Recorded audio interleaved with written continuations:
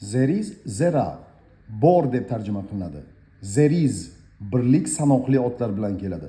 Misol uchun e-book so'zimiz bu birlik shaklidagi sanoqli ot. Bitta kitob. There is a book demak bitta kitob bor deganda there is kelyapti. There is sanoqsiz otlar bilan ham keladi. Misol uchun water bu sanoqsiz ot. There is water. Suv bor. Sanoqsiz otlarimiz ko'plik shaklda bo'lganda ham there is bilan keladi, esdan chiqmasin. There is a lot of water. Ko'p suv bor degan ma'noni bildiradi.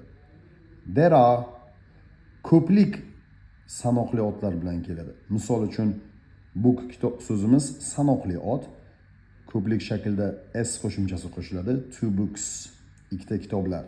Ikkita kitoblar bor deganda there are two books deymiz.